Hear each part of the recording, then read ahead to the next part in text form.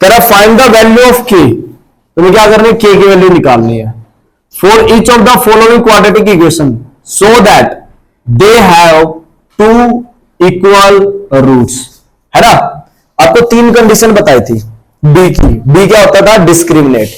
क्या तीन कंडीशन, पहला डी इज इक्वल टू में 0, second D greater than 0, third D less than 0। D equals to 0 आ जाएगा देन क्या होते हैं, रियल, हाँ रियल एंड इक्वल रूट्स होते हैं। डी 0 से बड़ा होगा देन रियल तो होते हैं बट डिस्टिंक्ट बोल देते हैं इसको, क्या बोल देते हैं, डिस्टिंक्ट या अनइक्वल रूट्स होते हैं, है ना। लेकिन जब डी हमारा लेस देन 0 होता है तब हम क्या बोलते हैं, नो रियल रूट्स। क्या बोलते हैं, नो रियल रूट्स। क्लियर हुई। तो इसमें यहां पे मेंशन कर रखा है भैया 2 रियल और इक्वल रूट है, तो इनमें से हमारी कौन सी कंडीशन है, d इक्वल टू में 0 and d is what, d is the discriminate. और डिस्क्रिमिनेट को हम क्या लिखते हैं, b square minus 4ac equal to में 0। अब यहां से उठाओ, है ना, इसको कंपेयर करो 2x square plus kx plus 3 equal to में 0। इसको क्वाड्रेटिक इक्वेशन की जनरल फॉर्म के साथ, है ना, आप कंपेयर करो इस तरह से। तो देखो यहाँ एक्स स्क्वायर का कोएफिशिएंट क्या है, a, और यहाँ पे एक्स स्क्वायर का कोएफिशिएंट क्या है, 2, तो a की वैल्यू क्या आ जाएगी, 2। यहाँ पे x का कोएफिशिएंट क्या है, b, और यहाँ पे x का कोएफिशिएंट क्या है, k, तो b की वैल्यू क्या आ जाएगी, k। और लास्ट में जो बच गया वो क्या है, c, और यहाँ पे c की जगह क्या है, 3, तो c की वैल्यू क्या आ गई, 3। क्लियर है यहाँ तक। अब यहाँ फॉर्मूले में पुट कर दो, b square minus 4ac is equal to में 0, तो b की जगह क्या रख देंगे, k का स्क्वायर माइनस में 4, a की जगह क्या रख देंगे, 2, और c की जगह 3 इज इक्वल टू में 0। क्या बन जाएगा, k स्क्वायर 4 2 जा 8, 8 3 जा 24 इक्वल टू में 0 एंड k स्क्वायर ये नेगेटिव उधर चला जाएगा पॉजिटिव, और ये स्क्वायर उधर क्या बन जाएगा, रूट। और इसको मैं रूट में क्या लिख सकता हूं, 2 रूट 6। वेरी गुड, क्या लिख सकता हूं, 2 रूट 6। तो k की वैल्यू क्या आ जाएगी, 2 रूट 6। क्लियर। सेकंड पार्ट में क्या दे रखा है, सेकंड पार्ट में देखो kx इंटू में x माइनस 2 प्लस में 6 इज इक्वल टू में 0, है ना। पहले तो ये स्टैंडर्ड फॉर्म में नहीं है, जनरल फॉर्म में नहीं है, इसको जनरल फॉर्म में कन्वर्ट करना पड़ेगा। कैसे, अंदर मल्टीप्लाई करो, kx की x से मल्टीप्लाई करो it's become kx square minus, फिर kx की मल्टीप्लाई करोगे 2 से it's become 2kx, clear, plus में 6 इक्वल टू में 0। अब कंपेयर करो इसको, ax square plus bx plus c is equal to में 0। एक्स स्क्वायर का कोएफिशिएंट क्या है, a, और यहाँ पे एक्स स्क्वायर का कोएफिशिएंट क्या है, k, तो a की वैल्यू क्या आ जाएगी, k। b हमारा किसके इक्वल है, माइनस 2k, और c हमारा किसके इक्वल है, 6। क्लियर। इसके लिए भी वही कंडीशन है, तो क्या लगा देंगे, b square minus 4ac is equal to में 0, b की जगह रख दो माइनस 2k, 2k का स्क्वायर माइनस 4, a की जगह k और c की जगह 6 इक्वल टू में 0। क्लियर है आता। अब इसका माइनस 2k का स्क्वायर ओपन करेंगे, क्या आ जाएगा, 4k स्क्वायर, क्या आ जाएगा, 4k स्क्वायर माइनस 6 4 जा 24k, 24k इक्वल टू में 0।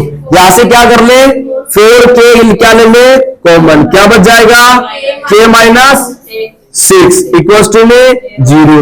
अब एक बार तो 4k को उठाते हैं, 0 से कंपेयर करते हैं, next time k minus 6 equal to में 0। तो यहां से k की वैल्यू क्या आ जाएगी, 0/4 and k is what, 0, and second में k इक्वल टू में 6, तो k की दो वैल्यू आ गई, एक 0 एक 6। क्लियर है, ऐसे करना है।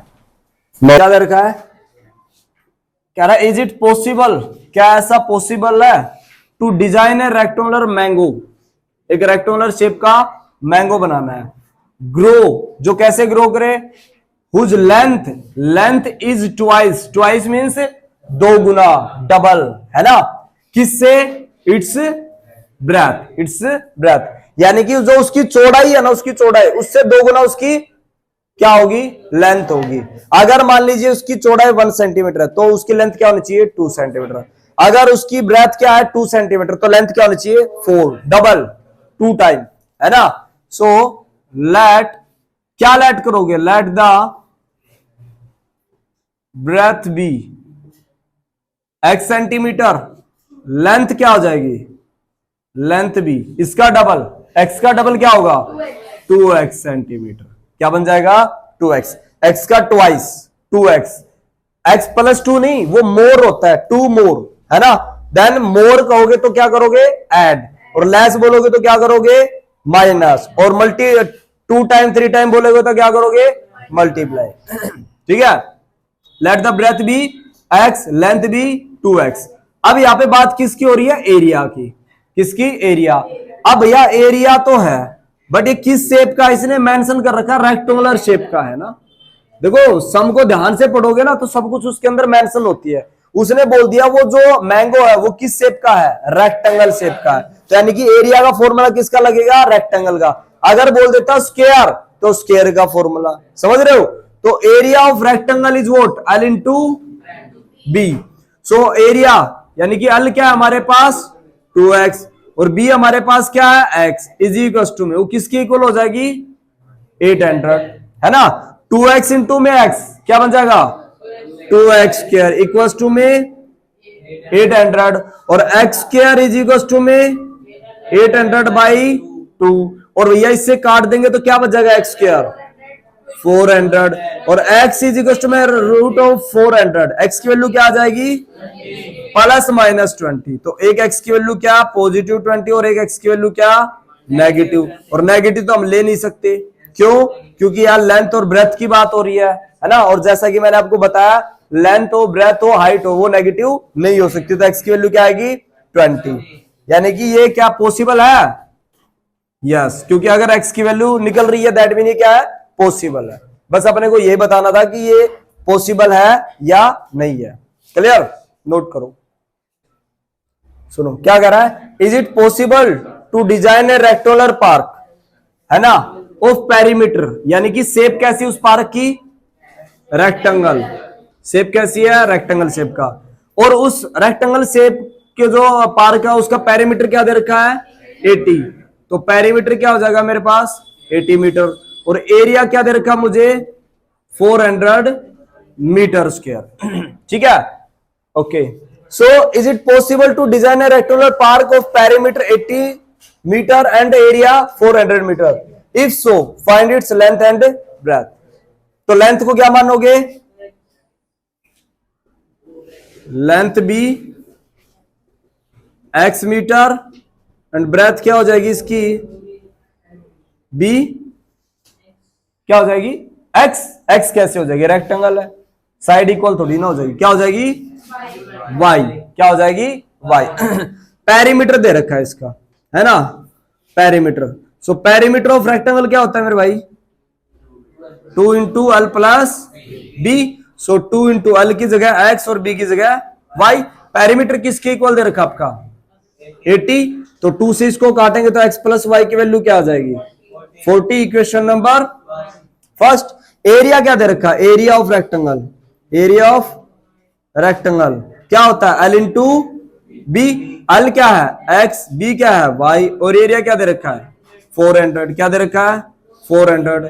आपने थर्ड चैप्टर में सब्स्टिट्यूशन मेथड सीखा था, है ना, यहां से x की वैल्यू निकाल लेता हूं, x की वैल्यू क्या आ जाएगी 400 अपॉन में y, और सब्स्टिट्यूट कर दूंगा कहां पे फर्स्ट इक्वेशन में, कहां पे फर्स्ट इक्वेशन में। तो ध्यान से देखें ना पेपर में आ जाते हैं ऐसे sum, x plus Y equal to में 40, और x की जगह क्या सब्स्टिट्यूट करना है 400 अपॉन में y, x की जगह 400 अपॉन में y plus y equal to में 40, take an LCM, LCM will be y, it's become 400 plus y into y, y square equal to में 40।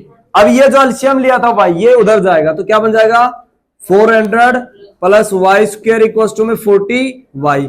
अब क्या करो इनको अरेंज कर दो, है ना, तो क्या आ जाएगा यहां से y square minus 40y plus 400 equal to में 0। क्वाड्रेटिक इक्वेशन बन गई। स्प्लिट कैसे करें 20-20, है ना, y square minus 20y plus 400 equal to में 0। सो y की वैल्यू क्या, y कॉमन ले लेंगे, ऐसे क्या बचेगा y माइनस में 20 एंड सेकंड में माइनस 20 कॉमन ले लेंगे, y माइनस में 20 इक्वल टू में 0. So y minus 20 and other is y minus 20 equals to में 0. तो y की वैल्यू क्या आ जाएगी 20. अब y की वैल्यू कहां सब्स्टिट्यूट कर दोगे थर्ड इक्वेशन में, है ना. तो x निकल आएगा. x क्या आ जाएगा 400/20.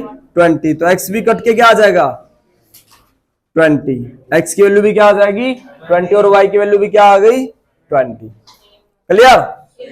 ऐसे करना है, नोट कर लो भैया.